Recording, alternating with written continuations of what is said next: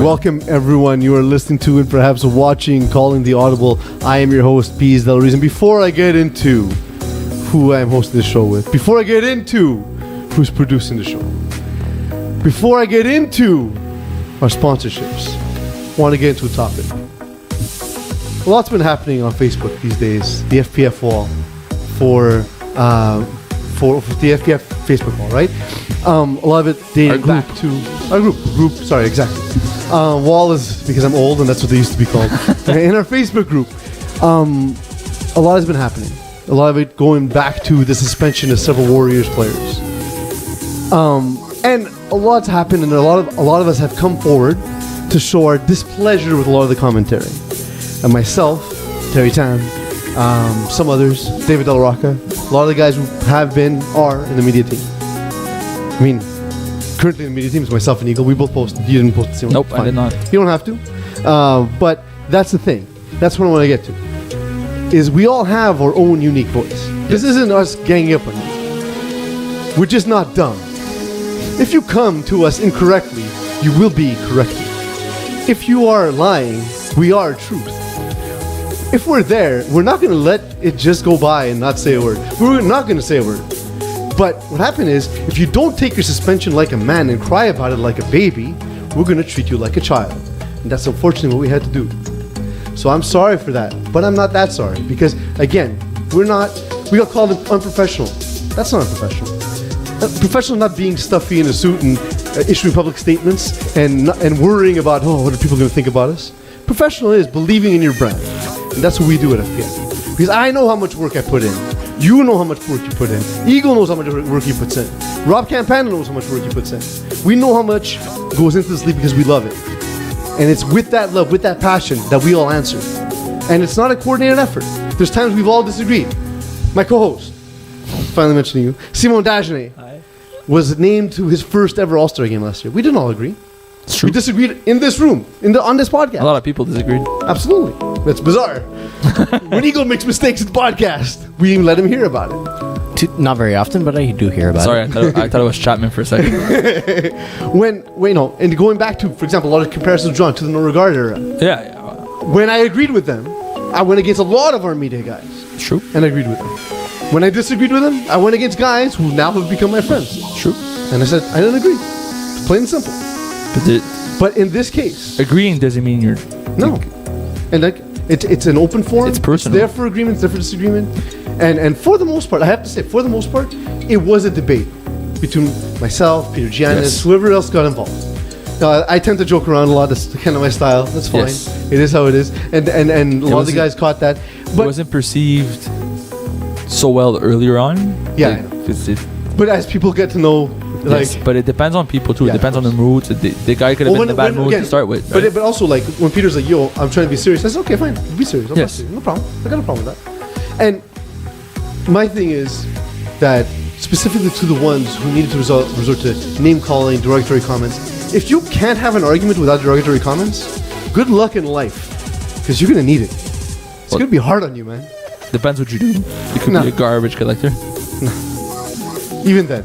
Hey, it's a decent job, man. You made like $26 an hour. I learned that this week. I know, but they wouldn't even qualify. Anyway, with that said, that was a long introduction. That was a long introduction. I'll try to keep the rest of the introduction shorter for everyone.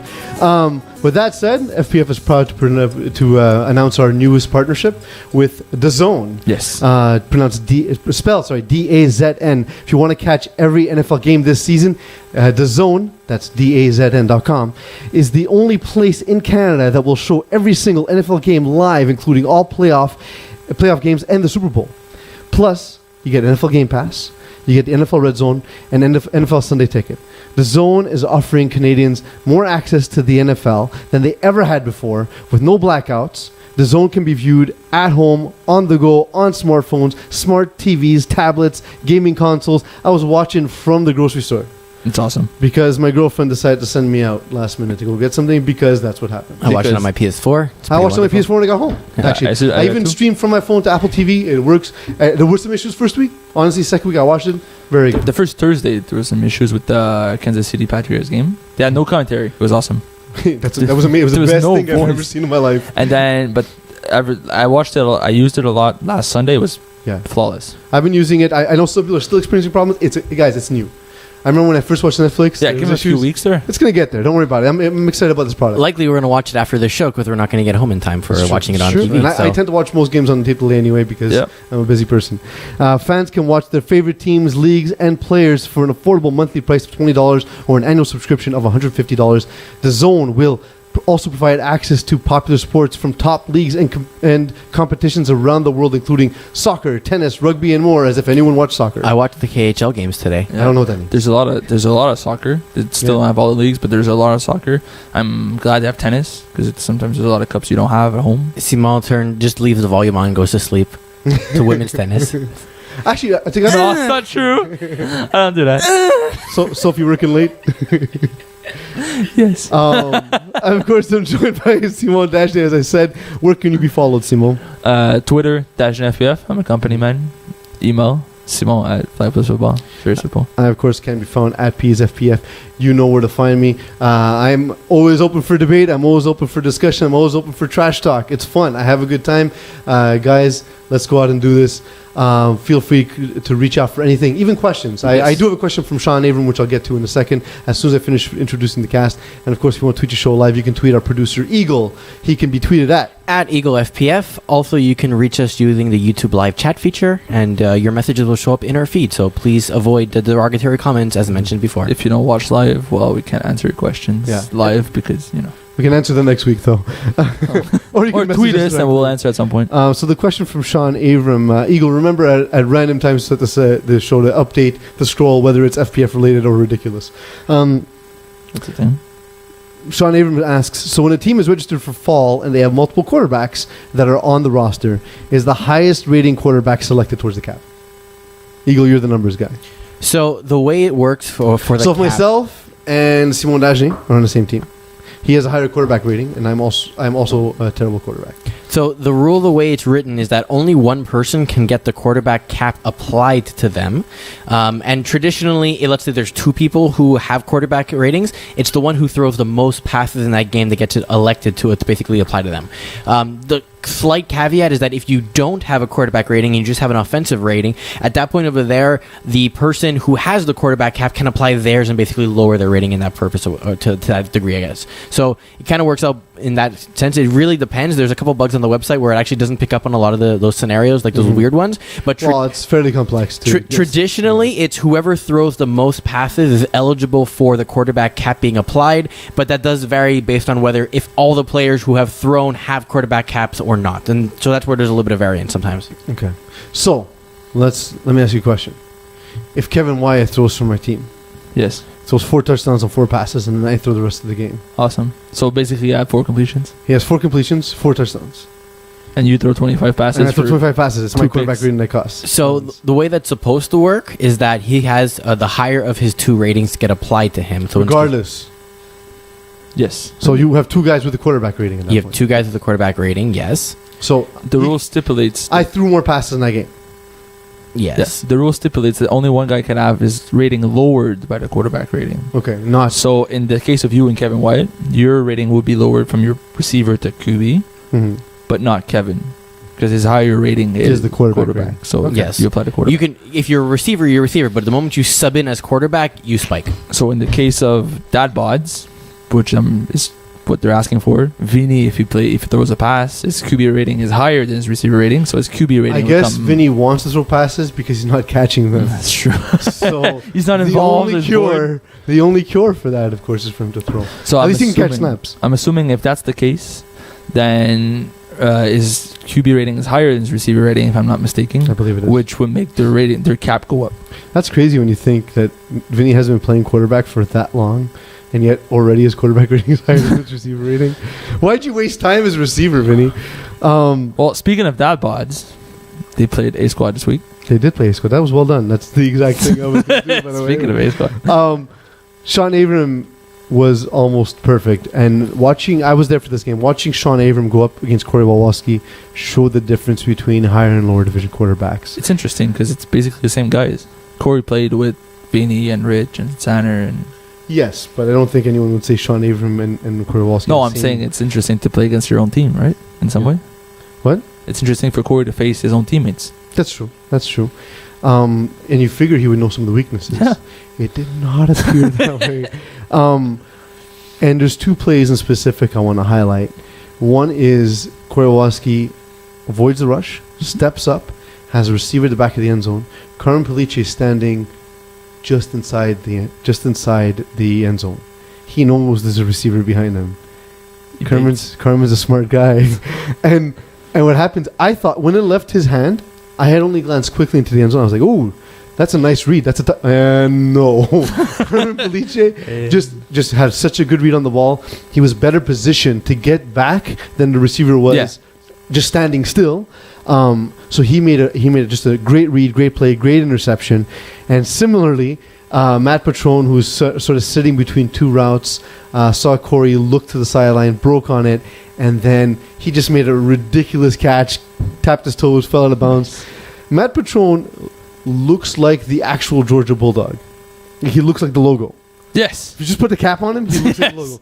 But he's as graceful as a swan. He's good, man. He came a long way from a few seasons ago where people didn't know him. And now he was never bad. He was always this good. It's just people didn't know his name. He played in the higher divisions where people didn't really know him because he wasn't an impact player. Mm-hmm. And now he's making a name for himself, and he is fantastic. So I have some thoughts about Corey Walwalski, having seen that. Do you have any comments about him as a quarterback in general? He impressed me against Fine Wine last week when they played when A Squad played and scored 24 points. Because he played smart. He likes to take shots deep. Like he doesn't take that away from himself, but he checks it down a lot, and he tends to wait a little bit more than most quarterbacks with the ball. The rusher closer to him. He kept doing this thing where he would look to one side, pump, and then throw the hook on the backside because he knew that was his outlet. But he was trying to go to his right. For example, he was trying to go to his right side. He would look, make read one, read two, pump, then turn and throw as the rusher was in his waist. Like that. That's impressive in terms of processing speed for a quarterback. What I will say, the throws I find he's most uncomfortable with is the 10 to 15 yard radius. He has an issue. In the middle? He doesn't in the middle and sidelines. He doesn't attack intermediate. He attacks either deep or he checks it down. Yeah, and I know with you, for example, we've used the age-old cliche because you only understand cliches. It's touchdown or check down. Yes. But I find with Corey, I think he would be, especially the type of arm he has, he'd be best suited at finding ways where you stretch the defense vertically, you stretch the defense horizontally, and you find that hole in the middle. I think that's the next step for Corey is to start using the holes he creates. And that's what Sean Avram did a lot. Yeah, Sean is very good at that. Basically, they'd be so worried about guys in the back of the end zone that he'd be able to hit up in the middle. The guys would get yards, and then now they're kind of reeling like, oh my god! And then everyone would just sort of crowd towards the middle, and he had a receiver just standing at the back of the end zone. Yeah. But do you think Corey has the same receiving cast that Dad Bods had in this game? It wasn't the issue though. Yeah, but let's not forget it's a Div 14 playing a higher of course. load. I'm not saying good or bad. I'm talking my analysis of him as a quarterback, and I've seen him play because I covered Division 5D, Division D last season. Sorry, last season was summer. So the thing is, I covered his division last season, and I watched him play. I want to say twice, and this is the third time in a short period of time that I watched him play. And this is not bad or good. This is the difference between Avram, who's done this a long time, against higher caliber defenders, against obviously, and Corey had to do it against a tougher squad. And my thing is that I think Corey was good enough, and A Squad's good enough for this game not to be 44-6. I think what I'm saying. I think that's the next step for Corey, as you mentioned. Like if he starts using that zone on the field, his accuracy will go up, his percentage will go up, and he's going to get better. But he needs that guy that the safeties are going to respect so that they Yes. clear out and open up that zone. And I'm looking at the roster and everything. Maybe Curdley's as close as it gets right now. I was gonna say, so bright spots for thank you, Eagle. Bright spots for A squad. I know Curdley Mikol. Yep. I've played with him. He was Yep. excellent player for Darksiders for a Mhm. season. He I didn't know this until he got to Darksiders. Curdley's a very good receiver. And Yes. He's very good. He's the kind of guy who catches the hook and then like runs laterally across the field back and forth and makes 6 guys miss. Yeah. Not that all 6 guys on the other team, he makes the same 3 guys miss twice, and then he'll get tackled by that 4th guy. He's such an interesting player, but I think that if they really had guys who can support him and stretch the field, I think that would help a lot, because there's a lot of guys like Rick Cummings who are possession guys, Yeah. who are fine. It just, what happens is Curdley ends up making plays like that in cluttered space Yeah. rather than having It's all the space to work. But I think it's the kind of roster where you need to learn how to use your guys, Mhm. and it's his second game with them. Yeah. It's going to take a little bit more time, so they're going to be much better on the back end of the schedule than the front end. And there's a lot of guys on that team that they could be better than we think, but they're just not used that way. Yeah. They used to play with Jakub as a quarterback who doesn't throw that much, runs a lot, buys a lot He's of a time. dancer. A dancer for money and touchdowns. Who's a dancer from Jakub. Because we're talking about 2 people, so I wasn't sure. That's awesome. I'm confused. Anyhow. Not the only. I played with another dancer for money and touchdowns. Steven St. Fleur. You played with him too, I believe. Really? Eagle. I Yeah. didn't know that. Yeah. Very graceful. Jakub's actually not a dancer. It was just a pun. Oh. Steven's actually the dancer. Yeah. Tina That's Turner nice. song. Get it? It's a good thing. Yeah, I got it. I thought it was also Yeah. factual. It would have been better if it was factual. Fake news, Eagle. Alex Moreau is a name that gets lost on Dad Bods squad. But his most of first his game of the teams. tournament, 2 touchdowns. Not Yep. bad. 3 And he's- catches, 2 He's a touchdowns. defensive guy too. Yeah. His profile picture is wonderful. Can you put it up? There's nothing on there. screen? Oh. Can you put it up anyway? Yes. Thank you. I appreciate that. Nice to see you, Alex. So he is more of a defensive Yes. guy. Known mostly for his defense. Yeah, but do you think that this is now his opportunity to get the reputation as being an offensive player? With a quarterback like Sean Avram, you have a chance because he likes to spread the ball and use different guys in different situations. And Sean is not the kind of guy who's going to give 7 touchdowns to a single receiver, Mhm. which is strange seeing how Vinny doesn't have any catches. They might have a grudge against each other. And keep in mind, spring 2017. Sean actually said he hates Vinny as a person. He just thinks he's just a repugnant person. That's fair. I don't think. Anyway, so spring 2017 Backyard Bullies. He has 35 receptions, 267 yards, and 10 touchdowns. That's what I'm saying. So That's he's getting there. Yeah. That was the first time I saw him used as Offensively. a true offensive weapon, and now we're seeing in tournament. It's not just on one team now. No, This is now with a different type of pretty sure quarterback. it's good. It's just you used to play like if you're on bigger rosters, sometimes you can only play one side of the ball. Yeah. So he was playing only defense, for instance. Didn't really get snaps on offense, so didn't really have a chance to excel. I think that might have been the case. Of course. So now he's getting the chance to play both ways. Should there be a quarterback cap in tier 1? No, because then you can have those top but tiers. Yeah. So no Kevin White. No. Well, I mean, just like, because the thing is, not necessarily quarterback cap completely, but it's sort of like Per divide, team? maybe per team, just because, like, I was thinking of some situations, like, What are you trying to avoid here? well, for example, like, there are teams where guys can have a similar quarterback rating and receiver rating. Okay. Let's take an example, a guy who, Vini, which we talked about recently. sorry? Vini, who's QB and receivers very my close. girlfriend just texted me, tell me I look mad, so I'll try to smile. I'm actually in a really Awesome. good mood. Hi, babe. So the thing is, what I was thinking is, a guy like, for example, James Floriani, who played recently. Okay. His quarterback rating and receiver rating are very similar. Yes. But if someone on the team, let's say, stops playing the normal, like stops playing quarterback. Let's say Simon Dagenet is struggling. Yes. So Which they is move him. bound to happen. They move him to DB. Yep. James Floriani takes over as quarterback. There's Okay. no effect on the team except on the overall cap. Let's say. Okay. I specifically actually put this in with you and J Flo as an example because I was curious. And now you have a team. No offense. That's much stronger. Yes. Let's say. And now maybe in the next round, in the qualifying round, might be much stronger than they would have been prior, or in a bowl game. Yes. Much stronger than they would have been with you. Acceptable. That's agreeable. Talking so much trash about Simon Dagenet sitting right next to me. Yeah, but it's James Floriani. All-star Simon Dagenet. Just make that clear. like you compare me to Div 2 quarterback, so I'll take that as a I compliment. won with several championships. Yeah. Like if he continues playing, we'll be like, People know James. Well, this will offend a lot of people, by the way. But if he continues playing, we'll be a Hall of Famer. Yes. There's no choice. He has championships. He has Eagle stats. is one of those that. Yeah. But yes, I hate to admit it, but it's true. Yep. Listen, we all anyway. love to hate J Flow. It's fun. It is fun because he gets so mad. And keep in mind, we do have a quarterback cap in division, in tier 2 and Tier everything at 72, specifically for that reason where we don't want you to like just stack your team after the But I'm fact. saying, and everything, right? you could still do that in tier 1. Yeah, but I see what you mean with, like, for instance, a team like KGP RA did that this week, where Dylan Garber Man, stepped down. look at that. I know, it's like you plant Second week is this. Simo Dashlane. He's getting all my It's like cues. Dylan Garber stepped down as quarterback to play receiver. Phil Cutler stepped in as quarterback. Now, you would assume Phil Cutler is a better receiver, but Dylan still managed to get like 3 touchdowns and But I think, bazillion but yards.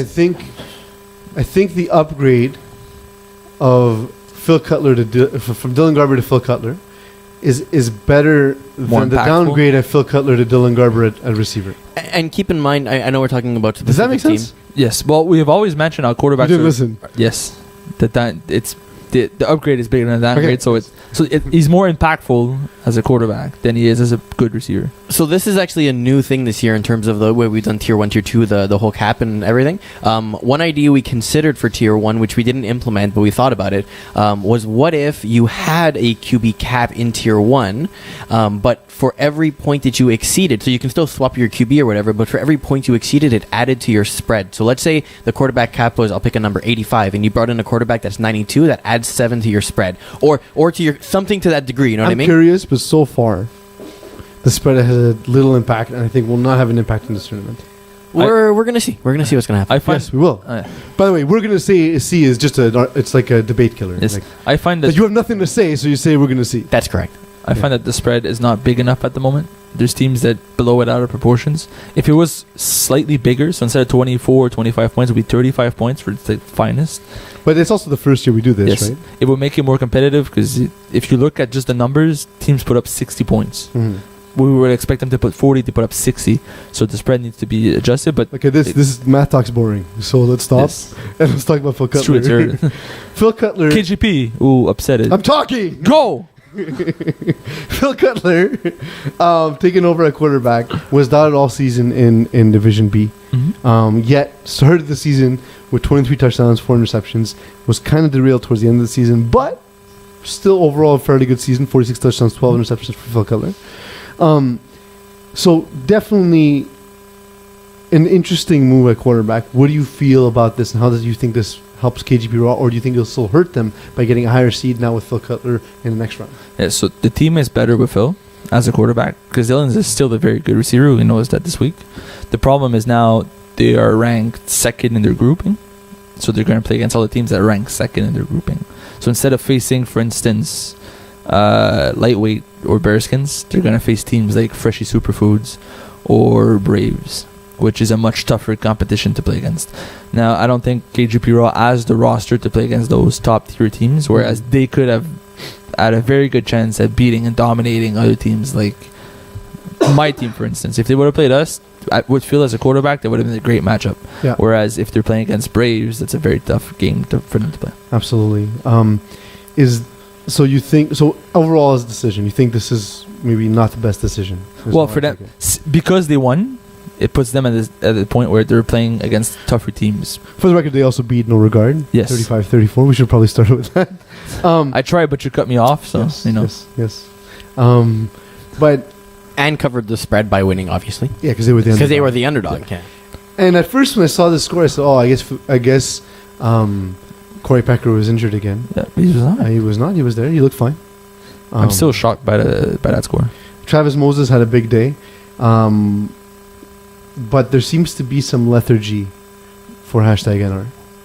It always feels... What's missing, and and this is a team that had so much, like an injection of life every time they hit the field. Yep. What's not there? And I'm not saying player specifically. What role is not being addressed? I'm thinking of one player, but I can't remember his name. Just make it up. Cool. You played with them last winter, and he plays in Concordia, but I can't remember his name. Eagle, can you look it up? Trench? Troy Trench? Yes, Troy That Trench. guy Thank from... you. Troy Trench. You're useless, producer. I covered A and B last So season. basically, what he does is he stretches the field for them. Yeah. He was a deep threat guy. He's a fantastic player on slants, and any goes, his speed was unmatched, which brings another dynamic to Corey Pecker's offense. And adding to the speed that you already have with Travis and Jordan Moses. Yes, because Jordan is still that fast guy, but Troy was faster, hands down. So what? Like if so Jordan Moses being your second fastest guy and Travis Moses being your third fastest guy on the team was ridiculous. Exactly. Right? And then adding to that, of course, again, just the top end talent and the ability to take the top off the defense, which is not the game that the Moses brothers play anyway. It opens up the defense for you, and then Corey could pick it apart. But now, if you take Troy away from that team, the problem that becomes is nobody stretches the field, so defense is playing closer. And from what I've noticed from watching 2 of their games is he relies a lot on Jordan on underneath kind of stuff, but nobody stretches the field. And he has to take shots deep and hope. It's like a prayer. He's going for a jump ball. And jump ball is not what your offense should be based on. And it seems like Pecker's always had that guy, like when he had Jeremy Cola, when he played for... Yes, I remember that team, but I can't... Legends. Yes. Thank you, Eagle. Solid. So much production going on at the moment. Thank God you're here. Usually he figures it out. I don't want to interrupt your thought process. Sorry, it's all the concussions. It takes a while. But yeah, so when you... when he's always had that. And the other thing about Corey is, despite the fact that he's a top-tier quarterback, and despite the fact that he has a good arm to get the ball downfield, his release is not the quickest. Nope. So he can't afford to have the defense encroaching and jumping routes, because that's how he's lost in higher divisions. Agreed. Is the top-tier defenders figured out, oh, that's okay. He'll take his shots and he'll win some, but we're going to pick him apart. Yep. And that's what's happening, I think, with no regard. It's an astute observation. Simon, that's very surprising. I know. I believe you have prepared some observations for us in your new weekly segment. Yes. Which is called Top 5 Players Gonna Make Plays. Plays of the Week. It's the dumbest name. I went with Plays of the Week, but you hated it, so we went with Big Players Make Big Plays. I hate it more. It's fantastic. For those who don't know, I hate top 5-10 lists. I find listing I love lists. dumb unless you're making a grocery run. You need lists. I hate I hate everything about this. Let's go ahead. It's fantastic. Yeah. So this segment is based on what I've seen throughout the week. So as you guys know, I'm around the fields. I watch games. So this is a top 5. You have eyes. Yes. This is I'm more around the. Be careful that you don't watch only 75% of games. That's true. That's dangerous because then you could miss plays. You might miss something. So you watch only 75% of the game. So this is my top 5 plays of the week. It could be, you could say you had a bigger play, but I wasn't there, so it doesn't count. Yeah. Simple. So my number 5, it's your boy, the one that we I have lots of boys. Yes, AJ Gomes. Right upstairs. Here you go. Fantastic. So AJ is more known as like an offensive kind of guy. He's fast. He's Great always receiver. he's always trash talking because he's the best receiver on the field. But he made the ridiculous interception. He ran the route for the receiver, caught it, then went to the end zone. Instead of taking the knee, decided to juke both guys and run out of the end zone, which could have been stupid, but it ended up getting a lot of yards. What do you mean run out of the end zone? Well, he ran out of his own end zone. It could have been a touchback. Sorry, I thought it was a pick six. He been- ran no. out of the end zone. I was like, no, it could have been. Forrest Gump? He's going the wrong way.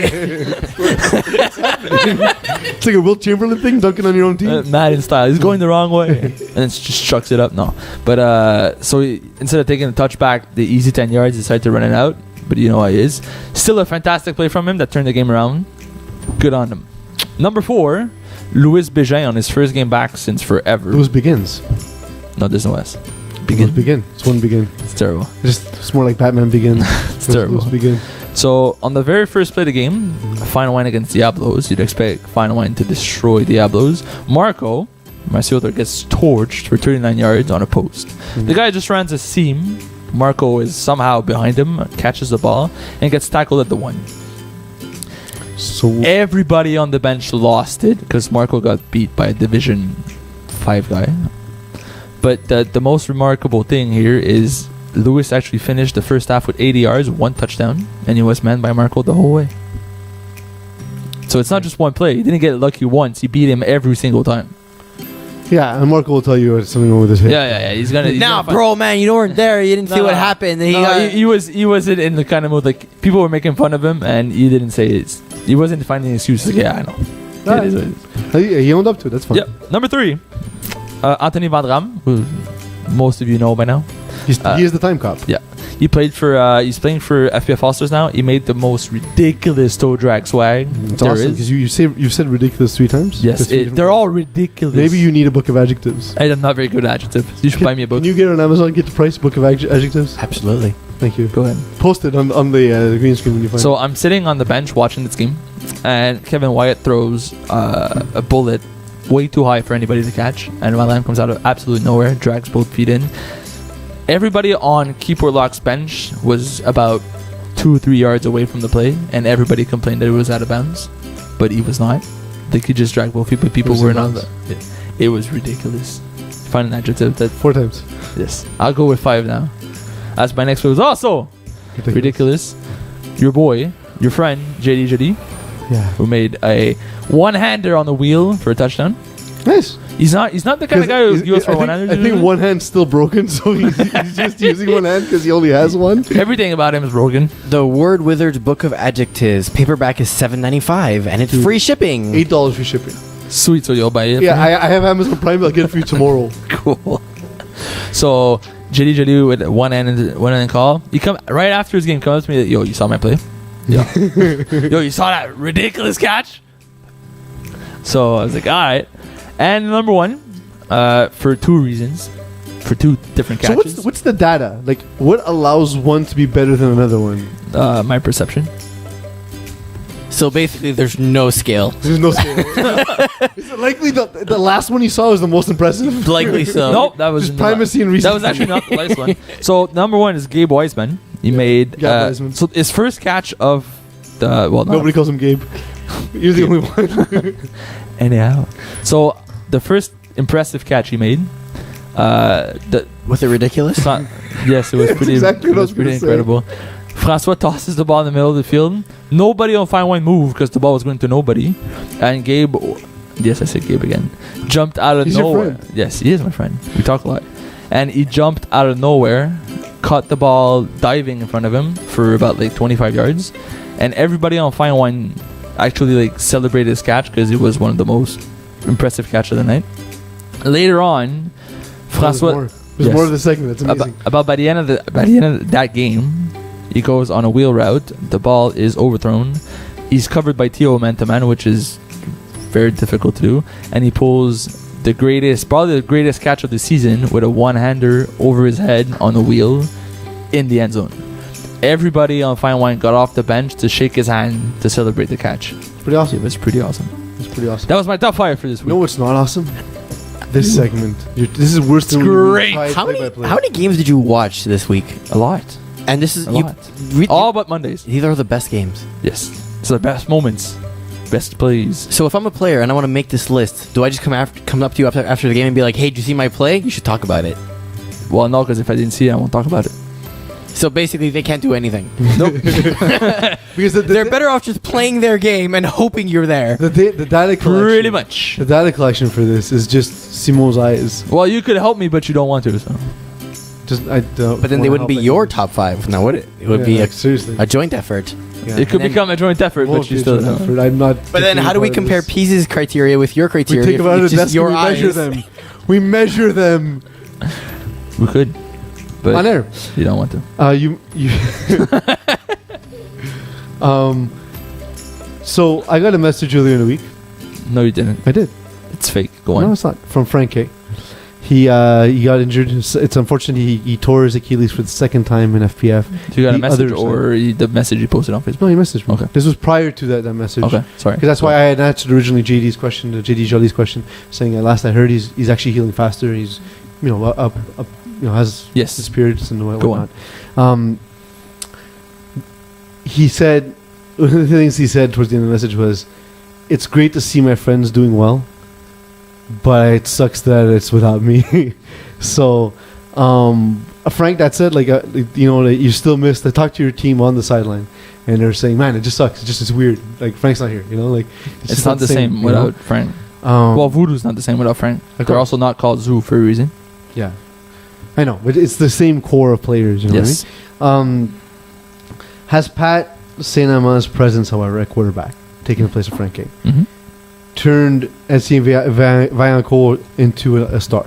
Because he was always a solid receiver. Yep. But last Not season, this solid? and I don't know what's going on now. Like, I saw the roster and I was like, okay, wow, they added Philip Kouchoubadi. That's massive. Philip Kouchoubadi is a great receiver. Yes. And he has been amazing. Yep. But like, Phil's contribution is in the shadows. and the thing is, if you look at his numbers in isolation, like, wow, yeah, he's doing well. He's had a great season. Nothing compared to Etienne Valancourt, and nothing compared to what Etienne Valancourt did last season. Yep, agreed. The comparison is ridiculous. I find that the difference is not so much that I think Pat trusts him a lot. You could see it when there's key downs, he goes to Etienne. But it's the fact that Pat is not playing receiver. Pat Saint-Amand is not playing receiver, which takes away about 30%, 40% of Frank K's throws because he always goes to Pat Saint-Amand. So those are redistributed to the other guys, and it gives the opportunity to the other guys. They're all distributed to Valancourt. no, Etienne has is it the same? Is it the same system? And he just shifted into where? No, Etienne runs. I think Etienne runs is different routes but I've seen him torch dudes deep all game. It's great though. Like I didn't know he was fast. I didn't know. I was wrong. I thought he was like an okay speed guy. I'm happy for Voodoo. I'm happy for him, and I'm happy for Voodoo. They found he's gonna have like a 98 rating very soon. They just went undefeated and tier 2. Mm-hmm. Good for them. They upsetted a few teams, and listen, I'm happy the way. And we caught it on film. Yes, also. Yeah, that's true. The thing that was overshadowed actually in that game was how good they were. They were actually upset. They're like, yeah, we dropped so many balls, and they hated that I was on the week. Yeah, but I was like, yeah, but say what you want. You guys they look impressive, man. I'm really happy for them.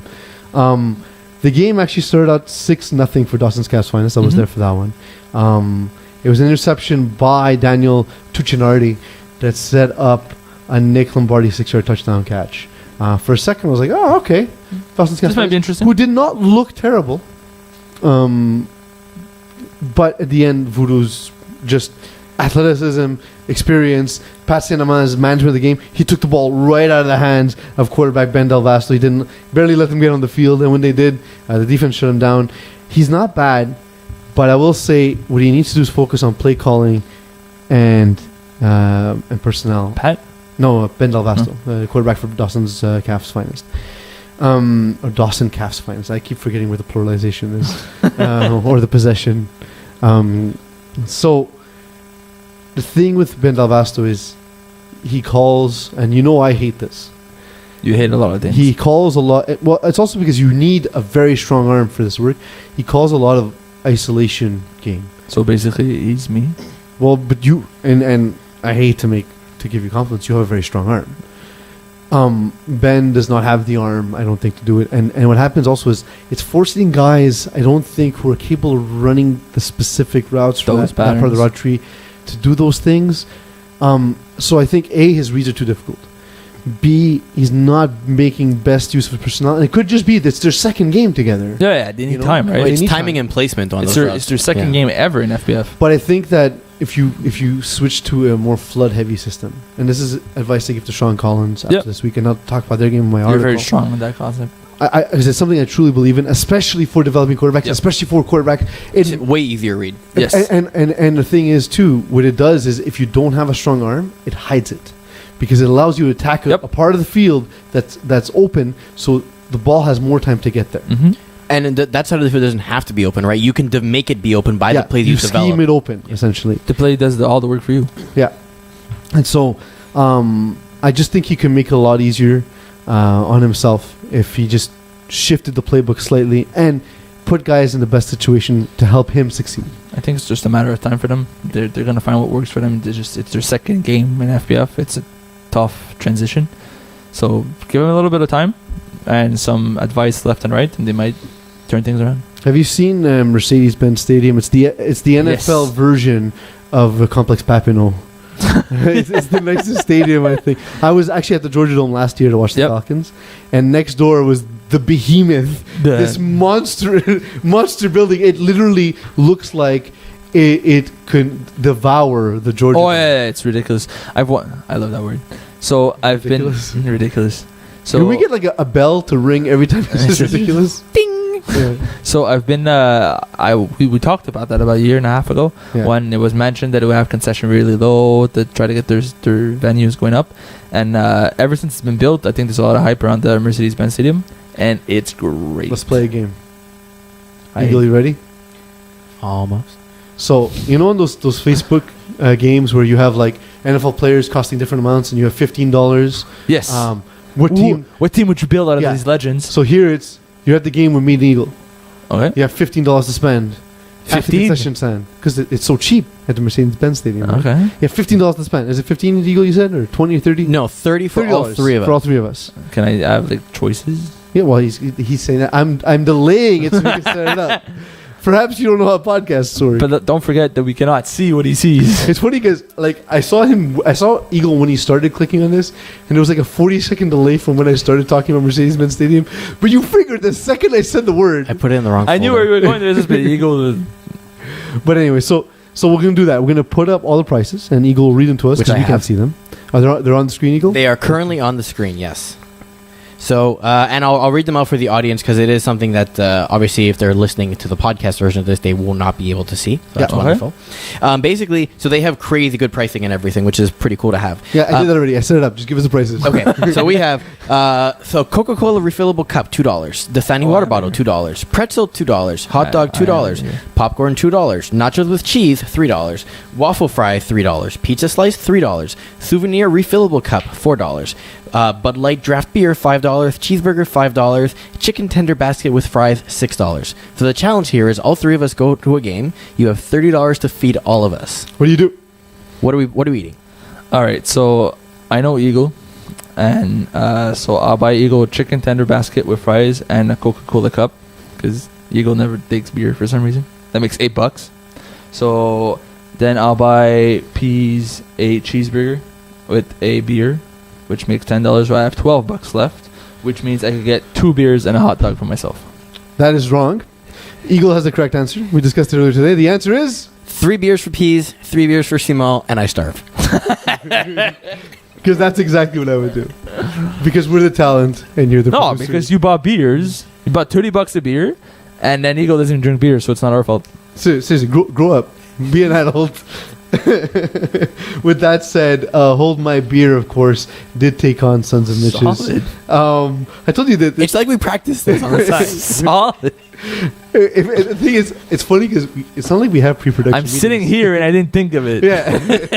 They took on Sons of Mitches and they won 45-18. Yeah, that was another game. Armando Trata with an interception. That's his quota for the season. He's never had more than one in the season. But still, 2 career catches. So His interception Mhm. was deflected. The guy had the ball behind him on the slant, and the ball went up, and he was just behind him trying to get the flag. So the ball intercepted him. It fell in his hand. Great play by Armando Trata. Right Who place, happened to be the right plays. right place at the right time. Mhm. Still came up down with interception, caught the ball. Was it positioning or luck? Was he out of position and just got there? No. Or was No. in He was position? there. He was there for a tackle that would have been like a 2-yard catch, which is good for him. Like he was at the right place at the right time. He made the right play, but he didn't make a play on the ball. He made a play on the guy, and the ball kind of came to him. Yeah, it intercepted him. Yeah. That happens. How much of this... Sorry, one second. I misread the topic. What's wrong now with Sons of Mitches? Like, from what you see... So many. I've already had my analysis, so I'm going to open this up to you specifically. Eagle, you've played against him, so if you have anything specific to add, you can go to that too. But I've already given my analysis of Sons of Mitches all last season in Division E, so I'll let you guys take your shot. Okay, so I've Help them. looked at 2 of their games now. The first one, I've seen the scores and I was impressed. Like, okay, their offense is going. Like, they're scoring 30 points a game. Their defense is not there yet, but they're losing by very small margins. Their in games is interesting. I watched this game. Their quarterback went deep about 14 times in the first half out of 16 or 17 throws. It was bad. And it's not like the guy was open and he missed him, he overthrown. He kept going in coverage. He kept attacking the same DB who was making plays. I think the guy has like 17 PDs at this point. Stop going deep all the time. Your offense works when you check it down and you let the guys run afterwards. He doesn't let them have that. He just goes to the same guy over and over. It's like telegraph. He goes in the huddle. You're running a go. I don't care about you guys. And what's the result? So then after the first half, they decided to bench him for Matthew Augustine, who went 1 drive, scored. Then he went back on the bench and Patrick Manning came back. Went deep again, didn't work. In second half, after stopping going deep, he went like shorter a little bit more, and their offense got rolling. But in the first half, it was really bad. Like he was forcing the deep throws, and it wasn't working. and it was a difficult game to witness. The one thing I see with them is that their playbook is somewhat predictable. Not to say that they have maybe like 4 or 5 plays, but really that's what they run as far as what I could see, anyways. And after a while, you just adjust to it. So you take away the first read, and then it turns into a scramble play of Manning trying to beat the rush, trying to find a guy sitting by himself because he got left alone, and if he doesn't find it, he gets sacked, and that's the end of that drive. Or chucks it deep, and that's a pick because you're trying to on the run, back foot, cross body, and it just doesn't work out. He has a good arm. It's just the reads are like you said, too predictable. He has to have his first read and then check down immediately. None of this scramble play and everything. You'll get lucky on some, and it looked like a great play, but really you got lucky. That's exactly what happens. And then defensively, Peeze, they have. Their defense is very simple. I'm not going to reveal it, obviously. Their scheme is very simple in terms of what it is, and it's easily exploitable, and they didn't adapt for it. I think they need more communication on their side to make sure that the DBs in the corners are talking to each other in order to pick up that extra guy. Talking and not yelling, specifically. Yeah, I'll actually give them one quick advice for a quarterback is use your snapper more. Mm-hmm. So if you should always use a snapper. If you want to check it down, snapper is always the best checks down. Get one guy to run whatever if you want to look at him first, and if it's not open, instead of chucking it deep and praying, just check it down to your snapper. It was usually open, and that forces you to check down. If Worst you think about your snapper, and it forces the other team to counter the snapper. Yeah. Yes, and that opens up for you. You take 3, 4, 5 yards on a play. Worst case, you do that 3 times. That's the first down. Yep. Miles Kyler for Hold My Beer. He's good. But last season was kind of overshadowed by Brandon Kyler, and it was surprising because Miles Kyler, offensively especially, has had a better FPF career so far, but he's also a guy who's a great player that few people talk about. What do you think that is? I just think that he's more of a possession system guy more than like a superstar flashy player. Technically, everyone's a system guy because if your quarterback doesn't throw to you, then you will get no catches. You'll be Armando Trotta. Fair. No, I saw that game. I saw pretty much all of the game, and I'm gonna say Miles was used. You got lucky a few times. Like he would go on deep patterns, on straight goes, and the safety either would forget him or would jump for the ball and not touch the ball, and it would get to him. So there were odds where that could have been a pick, but ended up into a touchdown instead. But in the red zone, Miles was money. He was always open. I think he has all the converts. Yeah. And that's the hidden stat is Brad Evans tends to go to him a lot on converts specifically. Converts, it was perfect. So the deep balls, take the stats. It's good. They got away with a few, but the converts, it was beautiful. And the receivers really suit Brad Evans' system too. On top of that, he has really like the speed routes, he has the deeper routes, he has the flood routes and everything. So he hits it well. He just has to keep the ball away from the defense. I mean, like 3 interceptions, you're not going to win games, and then later on if that happens, they get lucky in this one. But we talked a lot about quarterbacks so far on the show. We talked a lot about quarterbacks in FPF because they're the most important position. Anyway, slice it for the best reason or worst reasons. Tony Romo has been predicting plays on NFL broadcasts. It's magical, by the way. Yes. It's so cool. Well, it just shows you, by the way, how, especially someone who's just so recently removed from the game, how well they understand the game. Yeah. Because guys like Trent Green don't do it. Nope. Like, what have you been doing with your life, Trent Green?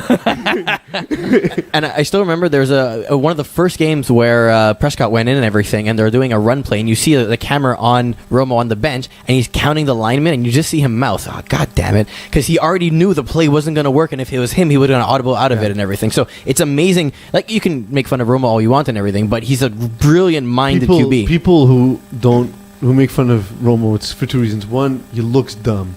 Second, it's guys like Simo. He never won a championship because championships are clearly won by a single person. Trent Dilfer won a championship. No, Romo was a very good quarterback, but had some bad games at key times. He had some bad games in the playoffs that costed him for people to make fun of him. And I'm happy people hated him. I hate him because I hate everybody from Dallas. Because you're an Eagles fan. Because I'm an Eagles fan. So but just the fact that you're an Eagles fan means your analysis doesn't count.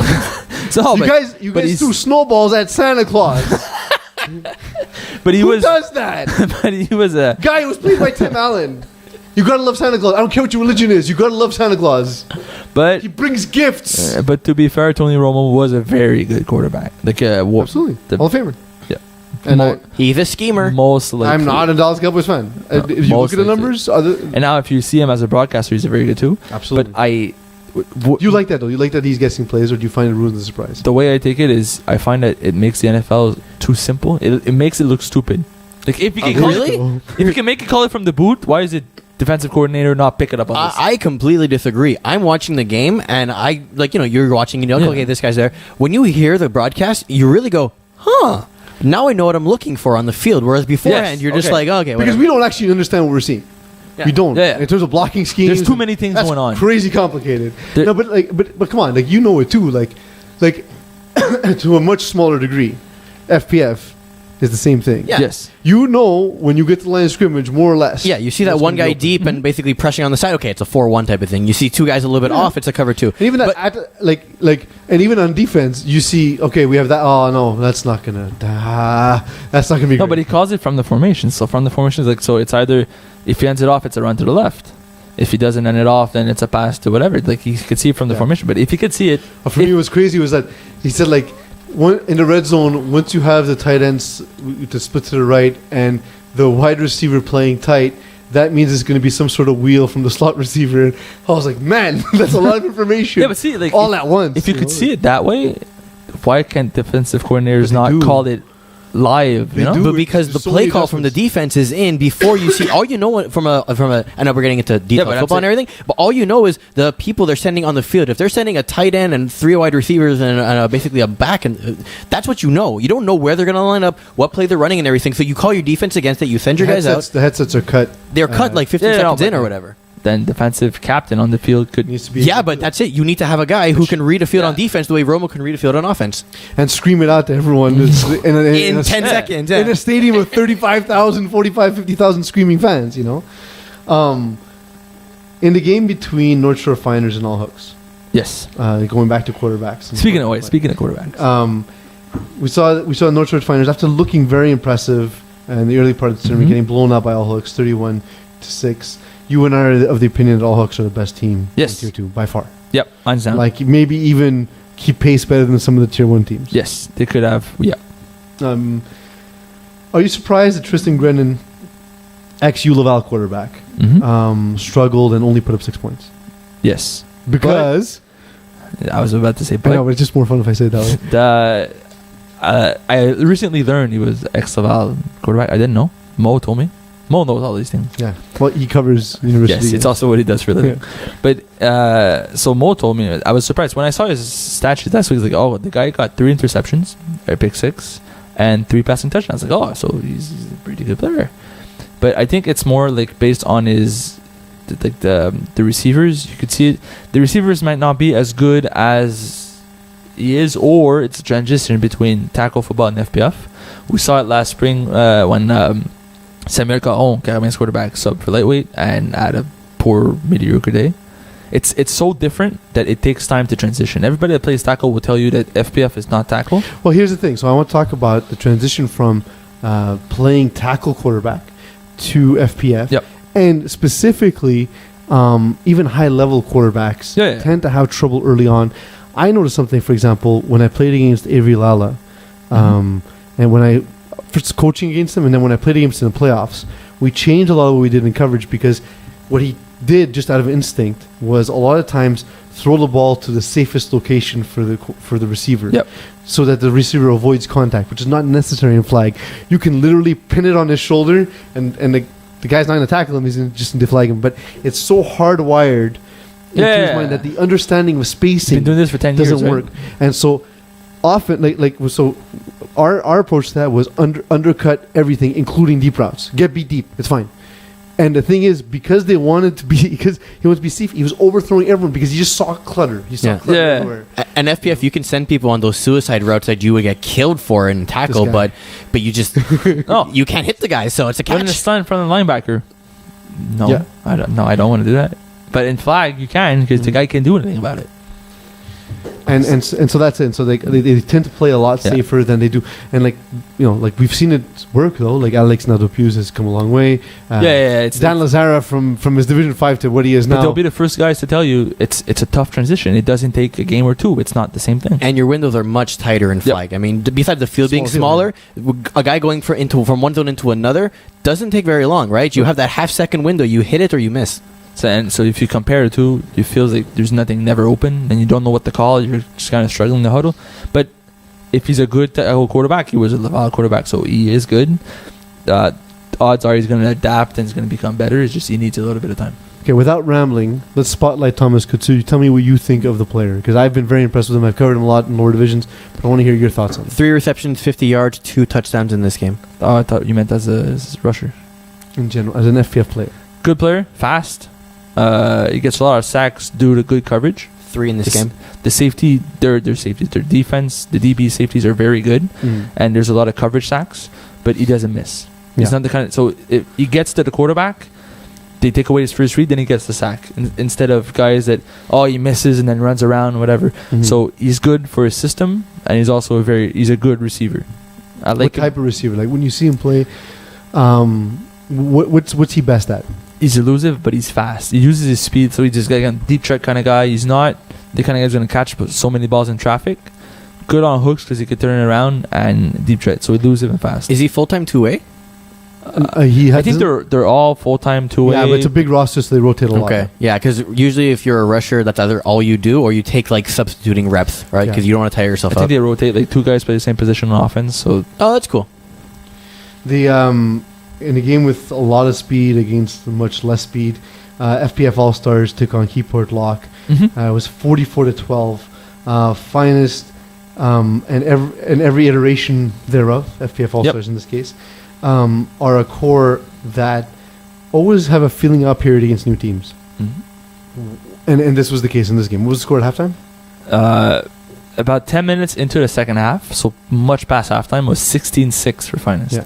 But I spoke to Jeff Rosenblatt before the game. And he's like, how do I beat Finest? Like, you're not going to beat Finest. Let's be real. You're not going to beat Finest. But what you could do is take the ball away from them. Play slow. Don't give them a lot of possessions. Make sure they don't get 17 possessions on you. 9, well, realistically 7 or 8. Because if you stop them once, you're going to be happy with that. Just play clock. And that's exactly what he did. He played super slow, underneath kind of stuff. He kept grinding it. The Finest played man most of the night, so they kept giving him the hooks and not getting beat deep. And that's exactly what happened. They did have Jad Iredy as a Div 1 receiver on the team that also helps. He's the one that came down with the interception as well. He had 7 catches for 55 yards in this game. He was playing snapper. He was used a lot underneath. They played smart. Jeff had a good game. His receivers didn't help him much. There was a lot of drops that costed him on a few drives that could have helped them score maybe in another time or the 4th time. But overall, I was impressed with the game. Well, what do you think it is, though? Just going back to Finest / FPF All-Stars, that they need that feeling up here. Why can't they just steamroll? Because other teams do that. Other teams, and this is the best of the best, right?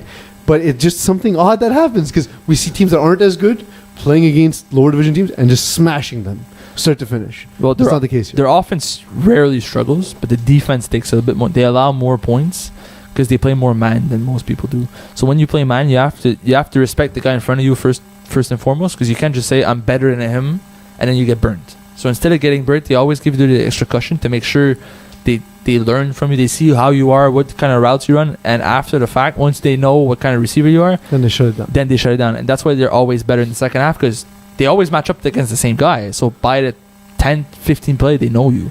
And that's exactly what. So you almost need to if you're in like a lower division team, just every time you're in a huddle, change everyone's position.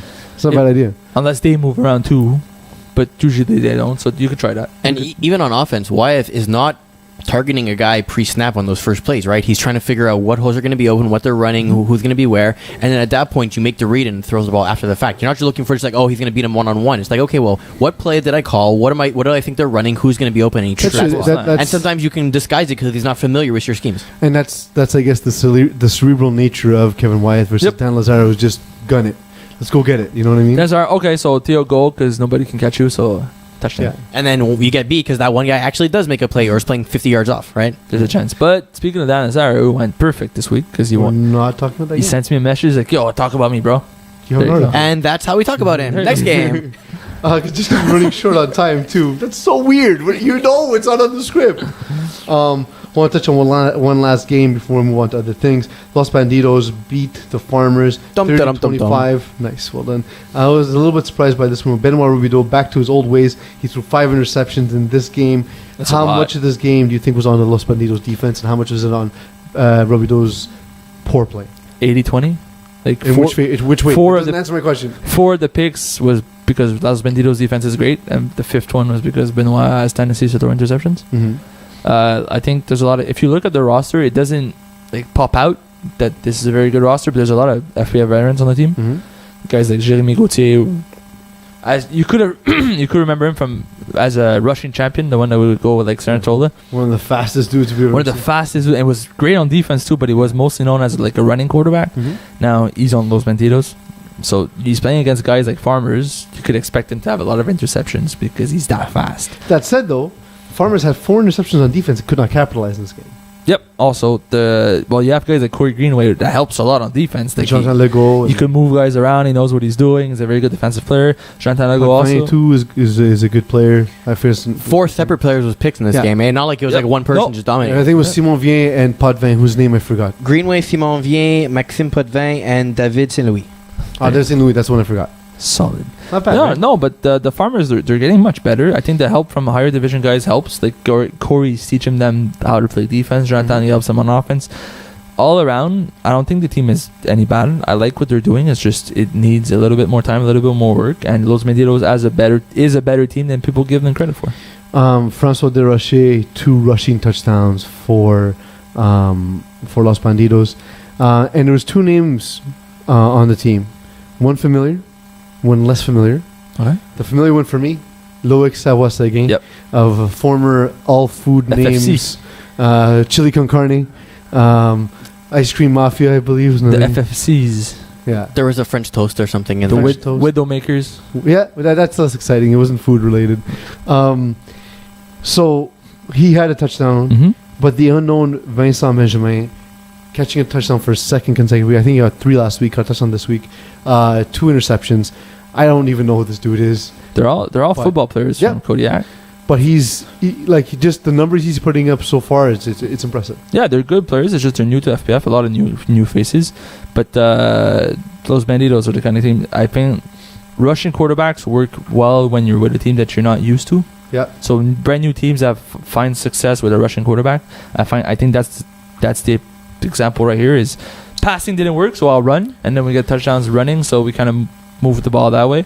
But as it progresses, they're going to find better ways to pass the ball. It's amazing how we were just talking about how quarterbacks coming from tackle to flag, it's a large transition and everything. From a receiver or DB perspective, really nothing changes. Just don't hit the guy, right? Yeah. But the rest of the game is identical. Positioning is the same. Tackling. If anything, it's easier. Yeah.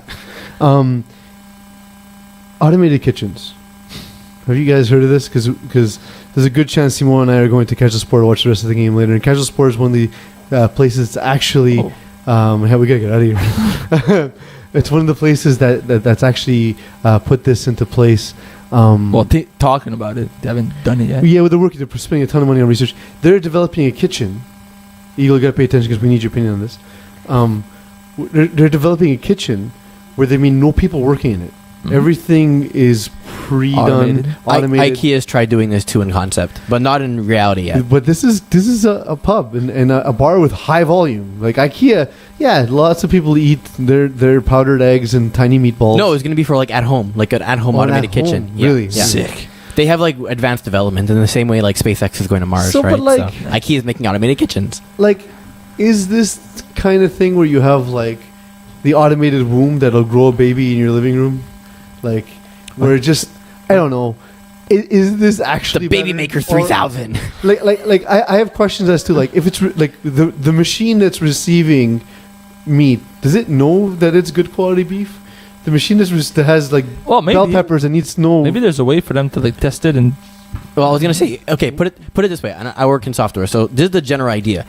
The best way to automate something is to understand how to do it by hand. So, as an example, you say, does the machine know how to test for meat? Well, if you're in a kitchen and I give you a slab of meat, what are you gonna do to check if it's good or not? I look at the color. I look at for example, if it's a fresh cut, I look at the marbling. I look at how it's been prepared, how it's been cut. And all these things are stuff that you have in memory, right? Saying, here's a good marble, here's a bad marble, here's a good color, here's a bad color. But it's not quantitative. It's qualitative. Yes, but in that sense, the qualitative scale can be factored in the sense of if I tell you, is the meat brown or red or somewhere on the scale of that, you know generally when it goes from good to bad. In the same way you know it, why can't the computer know that? Because you can tell it, here's what's considered good, here's the scale of what's considered bad, and somewhere in the middle, here's where it thresholds off. this is how Skynet starts. Yes, it is. And with that said, that leads us to Eagle's segment that he finally came up with. It's called Eagle's Binary Godmother. Every week, Eagle will give us a sentence, and the ending of the sentence is in binary code. That's the one. And we need to decipher what exactly that stands for, what it means. And then Eagle will never tell us what the actual binary definition is. He will then choose which of the two is the best definition. Didn't you guys do that? It's similar to Chapernam's, correct. So We're allowed to rip ourselves off.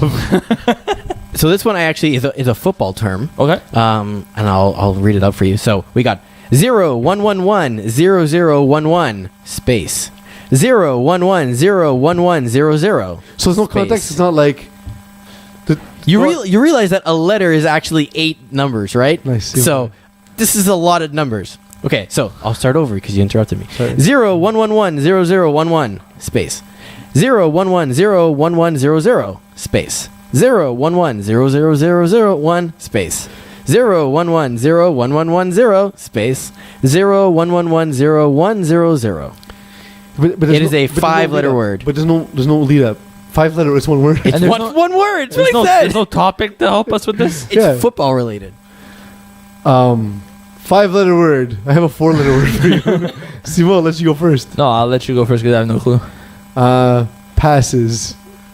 That's too many letters. That's 6. Pass. That's 4. The.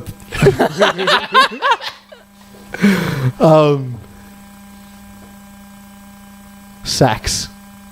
Okay, that's not bad. Solid. That's not bad. I was You have to going. think of a word and then just pluralize it Yeah. if it's not enough letters. I was going with puns. That's not bad. All right. Which one? So, I'm not going to give you the answer, but you both have 2 letters that are correct, but they're not in the right place. So which one obviously. wins? I'm going to go with Peezes. Nice. God damn it! You used like 17 different words, but Yes. you're like, I'll go with sex. But it's not my fault. They weren't accepted. Final thoughts. This is the most boring segment. Yeah, we're changing that next week. I said that before. don't He know. didn't listen to You're me. like, oh, Max I even sent him a Facebook message of me doing exactly that, but on audio, just to tell him this is going to sound terrible. I started Add with space. You started with so math is boring. Let's skip this segment, and now he's just like 1-0-0-1-0-0-1 for like 7 minutes. Binary solo. 110110. Eagle. Final thoughts. This was fun. I like this. We're going into last week, so Mondays a few games are left in week 4, and then the new schedule comes out. So look Exciting. forward to that. That'll come out probably midweek, and then second round starts on October 2nd, 3rd, and 4th. Schedule should be out Wednesday. So when's final thoughts? That's the final time you speak on the show. Yay. Am I going for one, going for 2? not. Am I going for one, going for 2? It's because I forgot to do this before. Sportira is the official supplier of FPF jerseys and uniforms. If you haven't got your jerseys yet, remember you can contact Rob at Sportira.com. And if it's in the game, it's in the cage. It's not the same Rob as the owner of FPF. Correct. That would be weird. Thank you. You can't sponsor yourself. Well, I've seen crazier things. Thank you, Simo. Thank you, Eagle. But most of all, thank you all for letting me be myself.